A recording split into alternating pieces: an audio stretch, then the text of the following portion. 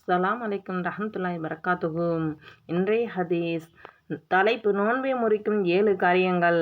அன்பான சகோதரர்களே, நல்லடியார்களே, நோன்பு வெறும் பசி தாகம் மட்டும் அல்ல, அது அல்லாஹுக்காக செய்கிற மிகப்பெரிய இபாதத்.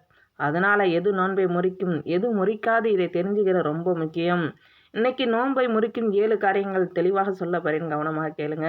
தெரிந்து சாப்பிடுவது, குடிப்பது. நோன்பு இருக்கும்போது தெரிந்து சாப்பிட்டாலோ குடித்தாலோ அந்த நோன்பு நிச்சயமாக முறிந்துவிடும். அது தண்ணீராக இருந்தாலும், ஒரு சின்ன துண்டாக இருந்தாலும், ஆனால் மறந்து சாப்பிட்டா அது அல்லாஹ் கொடுத்த ரிஸ்க்கு, நோன்பு முறியாது. புகைப்பிடித்தல். புகை சாப்பாடு இல்லைன்னு சிலர் நினைப்பாங்க, ஆனால் புகை வாயில் போய் உள்ளே போகுது. அதனால் புகைப்பிடித்தால் நோன்பு முறியும். ரமலான் இந்த பழக்கத்தை விட சிறந்த சந்தர்ப்பம்.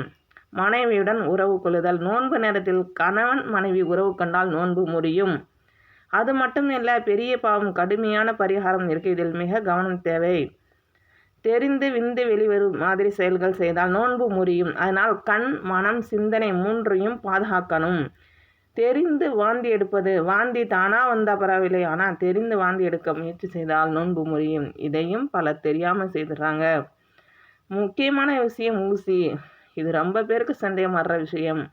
எல்லா ஊசியும் நோன்பு முறிக்காத. உடலுக்கு ஊட்டம் தராத ஊசி, வலி குறையும் மருந்து ஊசி நோன்பை முறிக்காது. ஆனால் உடலுக்கு உணவாக சக்தியாக மாறும் ஊசி, குளுக்கோஸ் இன்ஜெக்ஷன், இது நோன்பை முறிக்கும்.